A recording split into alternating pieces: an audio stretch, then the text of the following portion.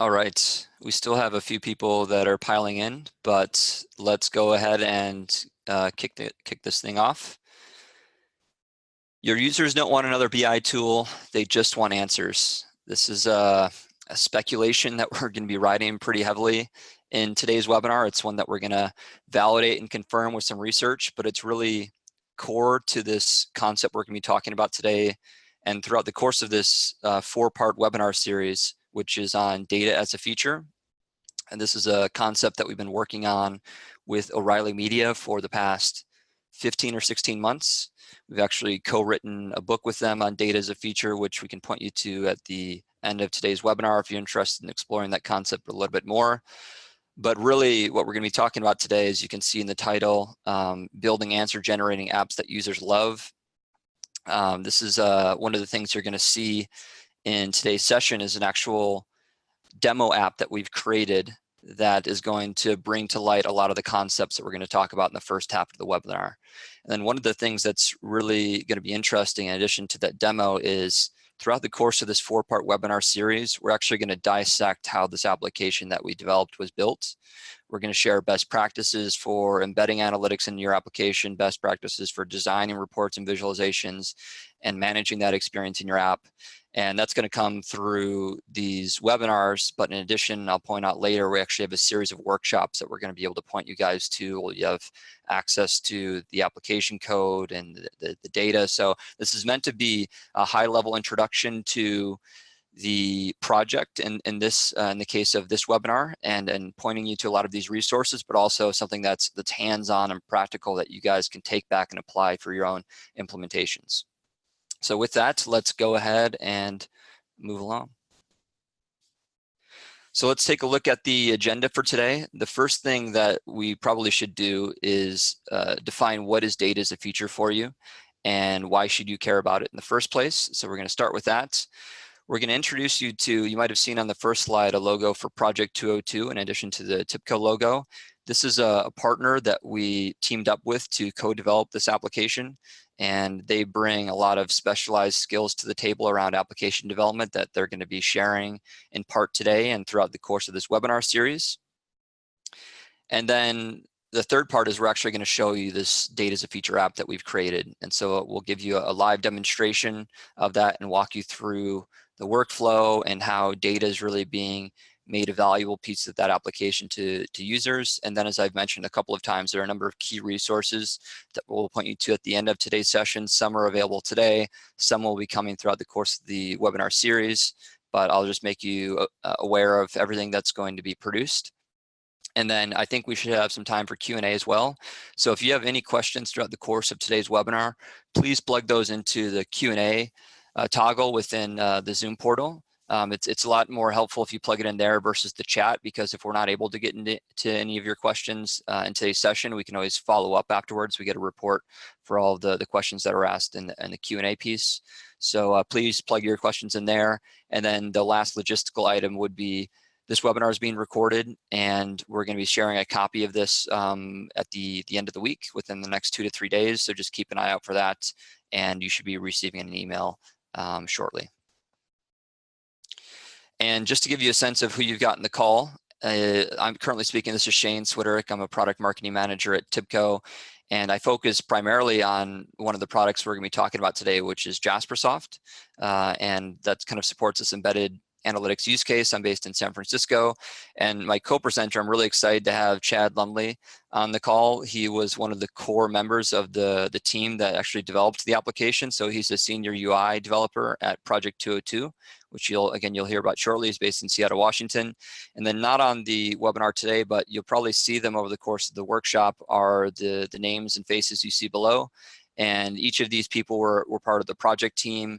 And 2 of those 3, Rachel and Sherman, were actually involved with the hands-on development aspect, more on the back end development of the app, which we'll talk about in the subsequent sessions. But yeah, they're going to be key contributors to this whole series as well. So again, let's start with what the heck is data as a feature. And I think before we define what is data as a feature, we should all get on the same page with what we mean when we say what is a software feature. So AHA, which is a popular product management, road mapping type software, defines a software feature as a slice of business functionality that has a corresponding benefit or set of benefits for that product's end user. So some sort of functionality or a component that delivers a benefit to the end user. So if we take that definition into account, data as a feature is then the act and process of treating data as a core feature of a software product or service in a way that delivers benefit to the end user. So again, it's some sort of functionality or a component, an element of the application that's delivering some benefit or benefits to the end user. And we're going to define that a little bit more thoroughly. That's just hopefully giving you a quick introduction to data as a feature, but we're going to illustrate that in a couple of ways throughout the course of the next few slides. So why should you care about data as a feature in the first place? And the reason that you should care is that Pac-Man might be coming for you if you don't. And everyone's seen some version of this slide. Data-driven businesses are going to outcompete, outperform, outlast businesses that aren't data-driven. And there's a quote from Forrester Research, which is a very popular and reputable research firm, that says insights-driven public companies will continue to grow annually. At an average of 27% annually, and startups will grow 40% annually, much faster than the projected global 3.5% GDP growth. And so the common theme here is that businesses that are able to make data valuable and actionable, whether that's internally at your own business or organization or externally for your customers, those businesses are winning. And so the question becomes, how can you best unlock the potential of data for your users? Again, that's something we're really going to focus on with this data as a feature concept. And so at the same time, data is very valuable. We also know that it's notoriously difficult to extract a lot of the value from data. And I'm going to throw one more Forrester quote at you, and that is between 60% and 73% of all data within an enterprise goes unused for analytics. And that's kind of surprising because, again, we saw from the last slide that data-driven businesses are going to win, but yet there's the majority of businesses are not taking full advantage of the analytics and data that's part of their organization. And so the logical follow-up question is, why is data so hard? And the answer is because we're not robots. Data is inherently not designed for human consumption. And so the follow-up question to that is, how do we unlock the value of data without turning into a robot, without going full-on cyborg? And the answer to that, we believe, is you need to make data about the user. It needs to be intuitive, easy for any user to understand, analyst or not analyst. It needs to be, consumable insights at a glance. It needs to be very important, convenient, accessible in the right context. I don't have to go somewhere else to get those insights and then go to a different location to apply those insights. It's all available in the same experience. Not all users have the same data needs, so it needs to be customizable. I need to be able to manipulate and filter and sort the data to find the particular slice of data that I need to answer my particular question. And then nothing really matters in the analytics and BI space unless there's some sort of action that's being taken on the insights that are being gleaned.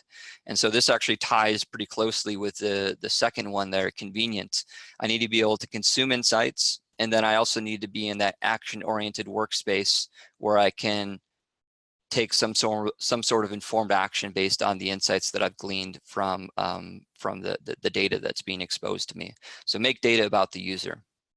And just to give you a general sense of some applications that you might be familiar with that are doing this data as a feature thing pretty well, Strava is a application that's used heavily by runners and cyclists. Their whole one of their taglines is "Get better by analysis," and they've done a really good job at making what can be really complex fitness data really intuitive and easy for their athletes to use to kind of improve their fitness regimens and get better at personal goals that they're setting for themselves. Mint has a great tagline: "We make the hard data work easy." They take something that nobody likes doing, which is personal finance, and they do a really good job at understanding the data that their users actually need, and then really oversimplifying the way that data is being exposed to their users in the form of these charts and visualizations inside of this application. And then this isn't just happening in the consumer space. This is happening very prevalently in the B2B space as well. So Workday, their tagline is "Go beyond the numbers," and they're marketing to HR type users, and they've done a really good job. Again, if you look at the visualizations they've designed here, they're kind of incorporating best design principles, best practice design principles into their application, and again, making the data really intuitive and actionable for the users by providing something that's easy to glean from and easy to understand, but it's also right, within the user workflows of their application where their users are able to take action. And so there's these three, highly successful applications that are actually in very different spaces. So what's the common thread between the three? And the common thread is they understand how users want to experience data. And this is a different look at this data as a feature concept, and it kind of combines these three areas of product, data, and design. So if we look at just the intersection of data and design, what is that? That's really just beautiful data visualizations. If you look at the intersection of product and design, that's great application UX. Product and data is just providing some sort of access to data within your application. When you combine these three things together, you get something that's really special. And that's really what we're getting at with data as a feature. And we're going to elaborate on that and show you that through the demo application that we'll get to here in the second half of today's webinar. Now, the bad news about all of this is that delivering the data experience that users want is a complex and never-ending journey. It's not something, Workday didn't just set up those dashboards and then, they went on cruise control and never had to make any changes or modifications. That's something that need to be done on a regular basis. So that's really why we built Jaspersoft. And we describe Jaspersoft as a reporting and data visualization platform designed for software builders. And Jaspersoft really plays in these three swim lanes that you see here.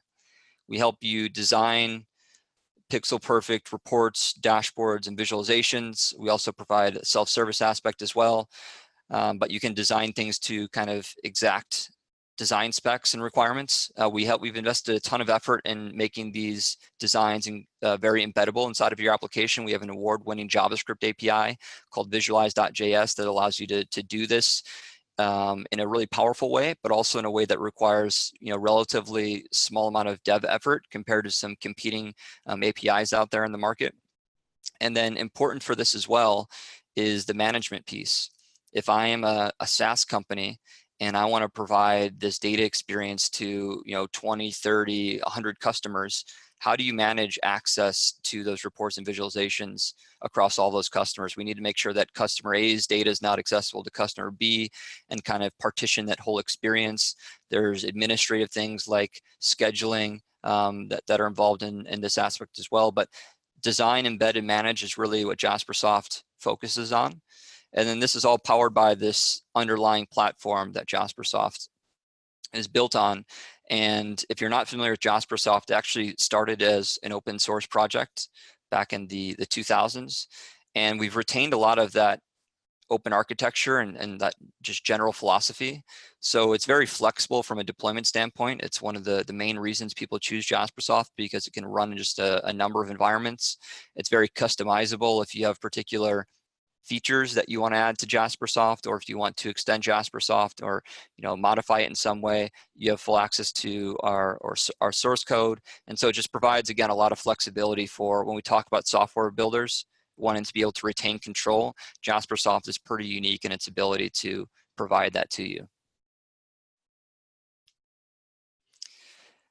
And so that's also, one of the reasons why we're really proud partners of Project 202. We've built this platform that's, pretty powerful, but Project 202 brings something that's pretty unique to the table. And Project 202 specializes in kind of two things. They specialize in user experience and designing what a great user experience in an application would be, but they also they're not just designers, they're developers as well, including Chad on this call. And so they're able to kind of take best practice designs and do best practice implementations. They manage the end-to-end spectrum. So we kind of refer to Project 202 and Jaspersoft as the sculptor and the chisel. Jaspersoft is this really powerful tool. When it's in the right hands, it can be used in a really powerful way. And that's what we're going to show you, hopefully. Again, I'm repeating myself here, but we're going to show you through this demo application shortly. And so with that, I want to just transition over quickly to Chad, who's going to take you through a little bit of the Project 202 methodology and talk a little bit about his role in the project of developing this demo app. All right, cool. Well, thanks, Shane. Yeah, so I'm Chad Lumley. I'm one of the senior user interface developers at Project 202. And I'll just start off by giving kind of a high level concept of the Project 202 methodology and kind of our method that we use to actually create software. And then I'll kind of go into my experience with actually working with Jaspersoft. What we do is called experience-driven design, or that's the term we've coined. And if you've heard of user experience or UX design, basically it's design that does design that's intuitive for the user. It makes things intuitive for the user to use applications. And it's really all about the user. And that's what we're all about, is understanding the people, the users who use the software, basically how they interact. Because everyone has different needs. Everyone uses software differently or have different situations that they need to use the software for. And also, things can go wrong with software. How do you steer people back to the software if something goes wrong? Why did it go wrong? And then on the next slide, kind of show up. So this is our workflow that we go through. So how do we understand the users? Well, we observe users. How do we do this? We do this with behavioral scientists. So sociologists, psychologists, anthropologists, people who understand human behavior and know how to study it. They go into the field and actually, they actually go into the field and watch people use software, how they're interacting with it. They ask them questions, kind of how they, why are they using it? Why did they make this decision? Sometimes they can't answer with their boss around, so they won't give you an exact answer. So you have to figure out how to ask the right questions. And then so we do all this, we go and observe them, but what do we get from this? Well, we get lots of qualitative data, lots of observational data. And we can use that data to help build a better experience for users. And the more better experience they have, the more likely they're going to be able to use the application, the more likely they're going to want to use the application. That's kind of this next step in the field, in this flow right here. And so, I'm sorry, it's the first step. And so what do we do with that data that we get? What do we get with all that data? Well, we get journey maps, which are just a way for us to organize the flow of the site, so we can actually see how the flow of the application. We do diary studies, which is basically the users, how they're actually interacting with the app on a daily basis, and we can use that to analyze, the usage patterns, personas, the different types of people that use the app, just different ways to organize this nice qualitative data so that we can easily make it actionable. And then so the next step is, what do we do with that data? So we don't just kind of hand over a report. That's in this next step, which is the focused innovation section. We actually help implement the findings that we have. So how do we do that? We do, big one is we do prototypes. So we create these prototypes for the applications, put them in front of people, test out these observations that we've had, see what people think, how people interact. Then we come up with the user experience design layouts and mock-ups and start putting the layer of polish on top of it, and get it ready for deployment. And the next step is we actually help you build it. So we'll actually use our development teams to actually translate those designs into actual web pages and software. Then we launch the application with you and make sure everything is fine for the launch. And then we analyze the results. So we actually go back and look at what is live and look at customer feedback, actually improve the website as it goes along. So and then so on the next slide, I've got just some examples of this, just some examples that we actually get from the research. So on the right-hand side, there's just some data visualizations that we use. The top right one is what I was mentioning, the journey map or experience map, which kind of shows the flow through the website, and just other types of visualizations that the researchers can use to organize the data. And on the left-hand side is us in the field actually observing the users. So the top left is actually a farmer, and he's he's analyzing his crops, and we're in there seeing how he actually uses the software.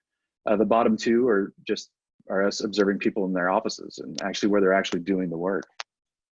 On the next slide, I've got some examples of kind of some applications that we've worked on. So, and these, I'll just go over briefly, that some of these are enterprise applications, so very large scale applications. Internal tools that only available internally to companies, and so so their users can use those. Style guides, which is this kind of the second from the left, the long image right there. So that's just kind of the visual styling, the visual language that users can use to help them understand the website. And also client-facing sites, so marketing sites and other stuff like that. And then so on the next slide, basically, why am I here? What was my role kind of in this presentation? Well, Jaspersoft partnered with Project 202 to create a demo application using the Jaspersoft suite of tools and using our software methodology that we've got. And what we did is we actually built a startup, like a fictional startup, using real data that we sourced from the web. So it's realistic looking data. And we also built the application from the ground up using Jaspersoft, working with best practices, developing those best practices with Jaspersoft. Shane will go more into the design when he actually demos the app. I'm just going to talk about the actual implementation part of the process, which is what I had to do with. So the implementation happened in two parts. So we've got the front end part of the application, which is the client facing side, and the back end part, which is the server side. And so the back end side, the server side, is where the Jaspersoft tools and the back end services are hosted. And that's actually where the embedded visualizations and the reports are created. And the data is organized and created into these nice, pretty reports. The front end is where actually we translate the designs that we've done, all that research that we've done, into an actual functional website, and actually implement those reports and visualizations into the web page using the library that Jaspersoft provides, the front end library. So that's just kind of just a quick overview. And the back end was actually done by Rachel, which we mentioned before, and Sherman Wood, also from Jaspersoft, to help with the back end. So on the next slide, so what did we like about working with Jaspersoft? We've worked with them before on another project, and they really liked what we did. So they really like how we actually use Jaspersoft. So and we actually had a really good experience with working with it. We actually chose Jaspersoft from several competitors. We actually chose them because they're the the one that met our needs the most. So what do we like using about it? What do we like using it for? Well, so the front end provides this library called Visualize.js that Shane mentioned before, which is the way that the back end embeds the reports into the front end, which is the client-facing side. And so Visualize.js is what I've used since I'm a front-end developer. What's cool about dealing with the software is that it's actually framework agnostic. And what I mean by that is that it's completely self-contained. Because we used modern web development techniques. We used React as a framework, which is the Facebook front-end framework, but you could use anything. Vue, Angular, which is the Google framework. We used best practices, which is TypeScript, all the latest and greatest stuff. And it just worked. We didn't have to mess with it. We didn't have to do any customized functions or anything, any customized interactions. It just worked great, which is what you want in a front-end application. Another good thing that we liked is that the visualizations were controlled. The visualizations are controlled through the back-end Jaspersoft services, which I mentioned. That's where the reports and visualizations are created. So what I do as a front-end developer, I use the Visualize.js to embed the reports and visualizations on the page. And the content of that is actually controlled on the server side, which can be controlled by business people, anybody, any type of analysts that want to go through and actually edit the reports. I actually don't have to make any changes to the code. So it cuts down significantly on developer time, that I don't have to actually go in there and change code whenever something changes in the report or something, some interface, some interaction changes. So it's very nice. Definitely cuts down on dev time. Another cool thing is that the data can be passed with or without the visualizations. So kind of what I mean by that is that you can put a report on the page or a visualization, but if you say you want to use some of your proprietary visualizations, or you want to use D3, which is another library you can use, you actually don't have to show the Jaspersoft visualizations. You can actually send just the data for that visualization and feed that into other libraries that you want to use. So it allows, and still be controlled by the Jaspersoft services. So that's really nice. It's really flexible. That's really what you want in an application, so that you can basically, especially for us, when we have designs that aren't necessarily traditional, we can use our own proprietary or own custom elements, which is still being controlled by the Jasper services. Very nice. The next thing is that it has a very robust API. And for non-programmer types, what that means is that there's tons of functionality built into it. There's many ways to interact with the data, that I can actually create these interactions that can interact with these reports, interact with these tables, sorting, all sorts of interesting ways to interact and ways to customize. Which kind of brings me to the big point at the bottom, is that we don't have to compromise on design and functionality. Now, this is really important to our company because we put a lot of effort into the design. And if we have to compromise that or make changes based on the limitations of the software, that can affect kind of the way the software works, or maybe we're not getting our full vision across. What was nice with this is that we didn't have to compromise. Everything that we wanted to do, we were able to do, which is very nice. And it beats very much with the kind of with our methodology, because in the end, side by side next to the designs, it looks pretty much identical. There's really very little difference. So, but now I've been talking about it, so I'll hand it back over to Shane, and he can actually show off what we actually built together with Jaspersoft. So we're going to show it off to you guys. So Shane. Great, thank you, Chad. And yeah, hopefully that was a quick introduction again. We're going to be covering a lot of these topics in more detail throughout the course of the webinar series, but let's quickly transition to, this is the URL I want to pull, to the demo app. And so what I'm going to show you is actually a guided experience through the demo app that's actually going to be available on jaspersoft.com within an hour of this webinar ending. So I'm going to kind of walk you through and show you how you can engage with this app, but then you can actually take that a lot further and dig into it in more detail. And this is going to be kind of a good framework or a starting point to kind of understand the app before diving into all the workshops. But as Chad pointed out, we started with this fictional company, and which made things a little bit difficult, because all of the work that Chad pointed out said that they started with their user personas and they studied them in action in their environments, and then they worked up the user experience based on that research. And so having a fictional scenario, we had to have fictional user personas. And I will kind of just walk you through exactly what that experience looked like. But the fictional scenario is a company called Bike Republic. And I'm going to introduce you to, just give you a quick background on Bike Republic, and then we'll jump into the app itself, but it's just helpful context. So Bike Republic is essentially a bike share company, if you're familiar with that concept, and they provide bicycles for hire in cities around the world. This is a fully interactive guide here, and then it just says for a small fee, if you want to rent a bike, you can go to any of the stations and take them out for a spin. And the function of this demo application is to show how these employees of Bike Republic that we'll introduce here in a second are leveraging data inside of this application to make better decisions for their business. And then more broadly, you'll see some of the visualizations that we included here may or may not be relevant to the experience that your users need, or the experience that you're going to deliver.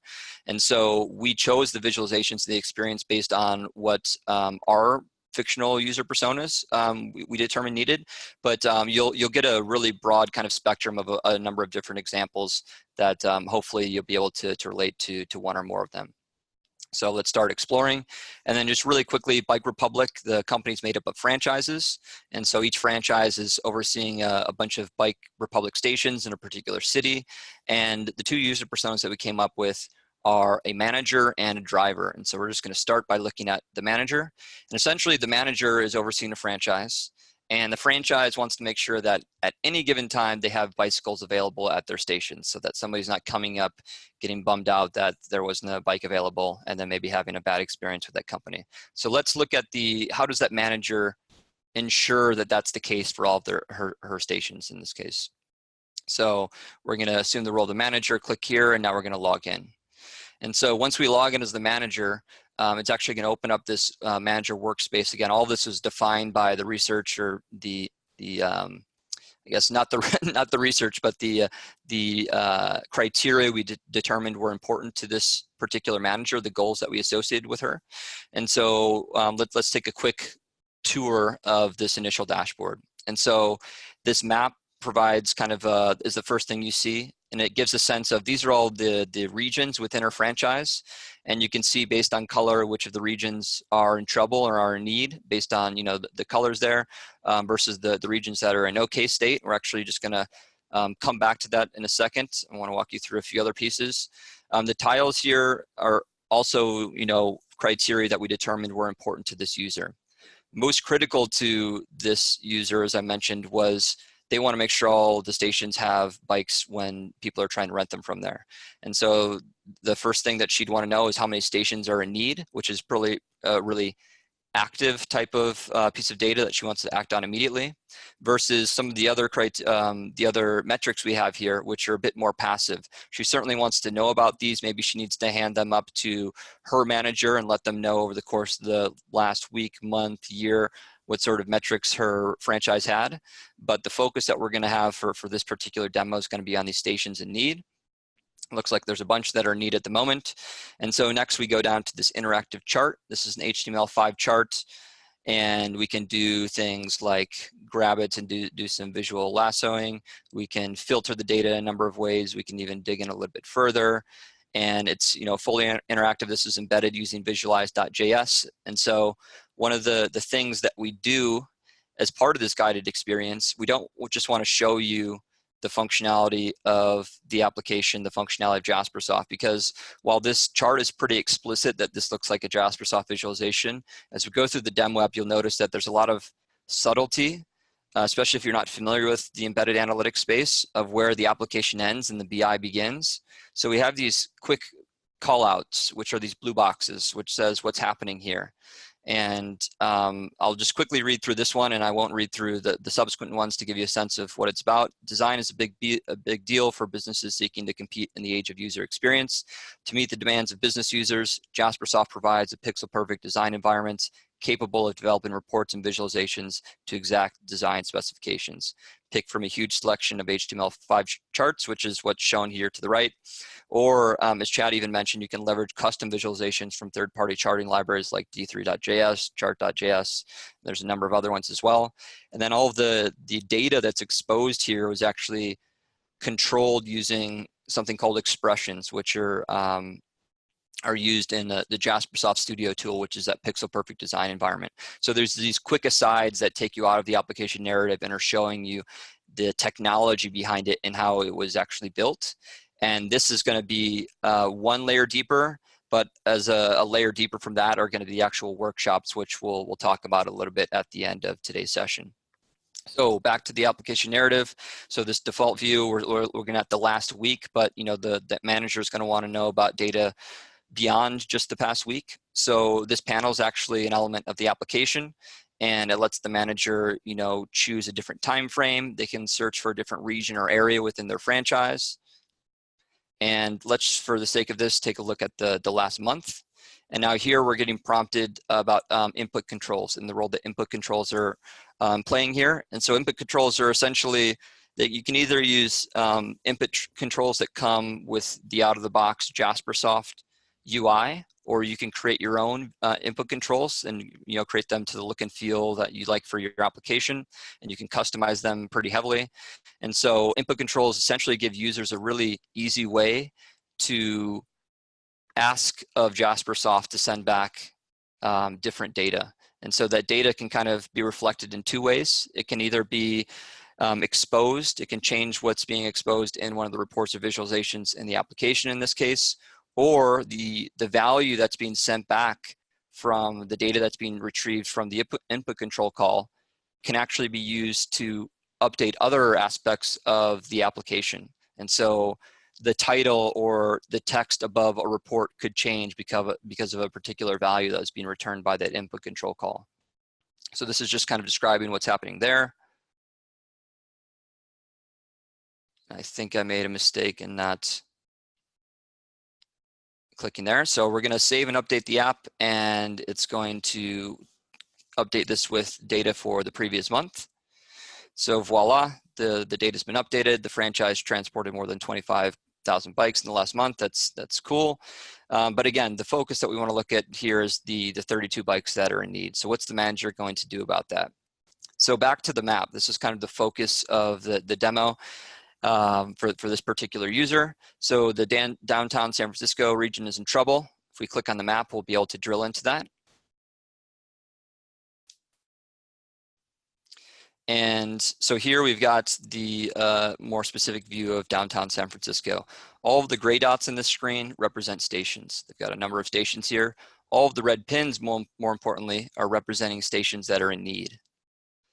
And so what we have here is interactive maps, and Jaspersoft comes with a number of mapping packages that you can use out of the box, and you'd use that, you'd design those in Jaspersoft Studio in the same way that you design another report or visualization. One thing that Chad mentioned is you can actually use the data from a report and not pass that into or not use that for a Jaspersoft visualization. You can pass that into a third-party visualization. And so what's happening here, this map is actually TIBCO Geoanalytics service. This map could very easily be Google Maps or another mapping service as well. But what's happening is that there's actually just the JSON output from this report that's being pushed into the this mapping API, and it's rendering this this visualization that you see here. And so all that's kind of explained in brief here and is explained more thoroughly in the workshop. But again, let's get back to the application experience. So this application in particular, or this station rather, is in need. So let's take a look at what's happening here.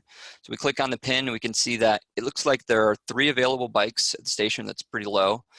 We need to drop off 11 bikes. We don't need to pick up any bikes, and there's actually 6 bikes that are in need of repair. So next, what's happening here is this is actually, this prompt here is an element that's defined in the web application itself.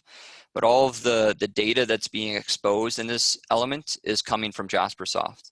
And so as we point out at the bottom here, and Chad was alluding to this as well, the configurability and the flexibility of how you expose data within the application UI is something that's pretty unique to Jaspersoft. It's one of the reasons that, again, Project 202 chose Jaspersoft for their previous client implementation. So you can meet really specific design requirements.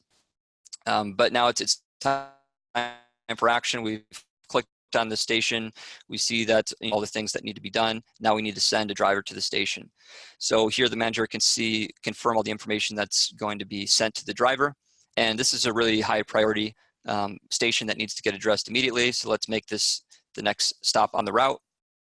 And so you can kind of see as we're going through this blending of, again, the application experience and the data experience. They're kind of infused and part of the same sort of UI that the user is going through, which again is incredibly important for people who are non-technical, non-analyst users who, if you give them an analytics tool, give this information to them independently, they may or may not be going back there and leveraging that data to, take informed action. So providing it within this workflow and making it really easy, intuitive was really critical for what we were trying to do here. So let's now send the request to the driver, and voila, it's a success. The driver's been notified and will be servicing the station shortly. The station pin on the map, I'm not sure if this is the case, but it should have turned to yellow. And that's essentially this initial walkthrough. There's another persona that we're not going to show on this webinar just for the sake of time. But one of the unique things about that persona and what we'll show in the workshop is when you log in as the manager, you have a particular application experience. There are particular visualizations that only we determined were important to the manager.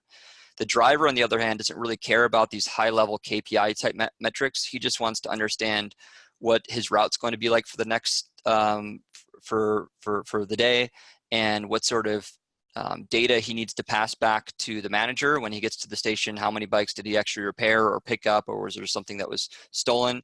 So his experience is very different. And we're able to partition this data experience, this application experience, using Jaspersoft, Jaspersoft's multi-tenancy. And so we're doing this in this case just for a user, the manager and the driver, but this multi-tenancy, multi-tenant architecture is also used for partitioning whole customers. So again, back to what we talked about in the slides previously, if you're a SaaS company or even an internal use case for Jaspersoft where you need to make sure different organizations don't have access to the same data, that's something that's defined in Jaspersoft and makes that very simple and intuitive for you. So hopefully that was a helpful introductory walkthrough into this implementation. Again, there's a lot more that we're not looking at in this particular presentation, but we'll be sharing with you throughout the course of the rest of the webinar series. But the important thing that we wanted to get across here was the insights to action concept. And a lot of that was facilitated, made possible through the research and the work that we did with Project 202 to kind of define this user experience first, and then go back and build the reports, visualizations, and the experience within the application that we felt would best support the users reaching their specific goals.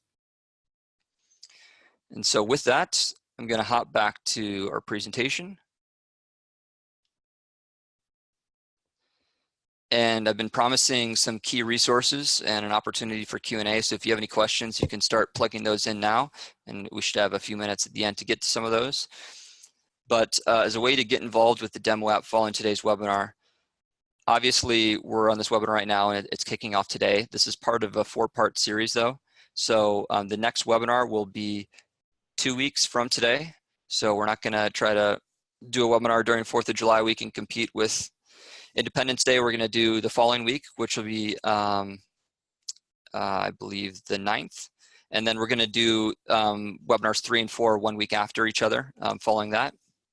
The guided demo app, again, is going to be available on jaspersoft.com within an hour of this webinar completing. So you can take a look at that. It'll be right through the homepage. We'll be promoting that through the main banner on the website. And regarding the workshops and documentation, so the first workshop is going to be posted with the introduction of Webinar 2. So Webinar 2 is going to be talking about getting started, where to even begin with a project like this. And so we're going to be supporting a lot of that concept with workshop material that will kind of give you a sense of how you can go take what we've done for this project and start implementing, or at least understanding the approaches, and think about how you might implement this as we go through the rest of the webinar series. But the first workshop will come out with Webinar 2, and the following ones will come out with 3 and 4.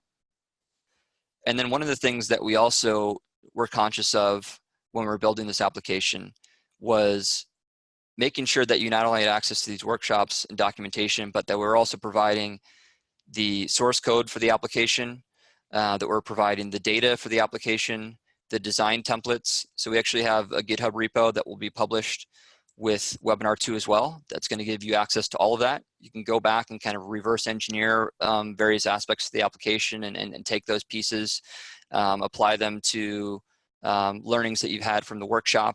And so we want to make this as educational as possible, in addition to it just hopefully being, inspirational. That was one of the main goals for this. So we think it's really going to be beneficial. And we did this at TIBCO Now, which was our user conference a couple of weeks ago. both to existing Jaspersoft customers, kind of learn best practices for embedding, but also people who are brand new and are trying to do this for the first time. And so we've kind of positioned these workshops in a crawl, walk, run type format, so it's not going to get overly complex in the beginning. It's something that hopefully everybody can walk along with, but it is going to be more technically focused, so it's really going to be more toward that developer type. So the key takeaways from the webinar are that companies know how to use data. We'll win over those that don't. We saw that in the stat from Forrester earlier. And so the question to yourself is, how exactly are you harnessing that data and making it valuable to your users? The second is building software that enables taking action on data. And again, that starts with understanding your users. What are your users trying to accomplish, and then working back from that to design the experience that's going to support that. And we've seen a lot of our customers get really excited about their implementations, and they start building the reports and their visualizations, and then they're trying to figure out, why is the adoption so low? And what we've seen from some of our best performing customers is they actually took that reverse approach, invested a little bit more time in the beginning, understood the users, and because they involved the users in the beginning, they were that much more likely to adopt that technology because they felt like they had a stake in defining what that experience was. That's the second takeaway. And then the third one is embed data into user workflows and processes. Don't make BI or analytics a separate destination as much as possible for your users. Maybe you have to start there and it's an independent portal that's separate from your application, or maybe it's just an iframe implementation to start. You just want to get the report in the application, and you don't want to create such a seamless experience like we showed in the demo application. That's certainly the way that a lot of people have taken, because it can get complex to do the level of sophistication that we did for the demo app. But the more that you can embed data naturally into these user workflows and make it a really seamless experience for them, again, the higher the adoption, the more satisfaction that you're probably going to see from your customer base and your users as well. And then if you're interested in data as a feature, just as a concept, I mentioned this at the beginning, we've co-developed this book with O'Reilly Media. It's available through jaspersoft.com. It's written for product managers, but developers would find value in it as well, and just kind of talks about what it is, some examples in the wild, and some key takeaways and things that you can follow on and implement for your own environments. So I think we've gotten a couple of questions that have come in. So if you have any questions, feel free to continue plugging those in, and we'll start taking some of these questions. So the first question was, how long did it take you to develop the demo application? So it's kind of a tricky question, because we had some start and stop that was out of the control of the project team. That was between TIBCO and Project 202, our legal teams. But I'd say the actual development process from start to finish was probably 6 months. That's from the inception of the designs through the development of the demo application. I'd say that's about the time frame that we dealt with. Let's see, can users change visualizations on demand? Yeah, so one of the things that we didn't show as a part of this experience, and one thing that's interesting to think about is, when you're understanding your users' needs, there might be a particular visualization that you've really thought about that you think is the best way for them to consume that. And so maybe you don't want to provide them the ability to change visualizations on demand. But Jaspersoft comes with the ability to provide users with a visualization selector. So Jaspersoft comes with 36, Jaspersoft uses HighCharts charting library. It comes with 36 chart types out of the box. So you can actually provide that functionality through the API that's exposed in the UI, that a user can go in, click on it, and choose from one of those 36 chart types.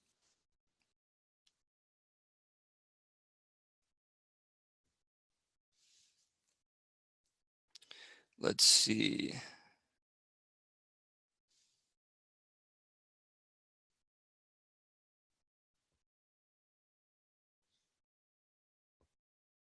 So there are a couple of questions that I might have to follow up with afterwards, because they're rather specific.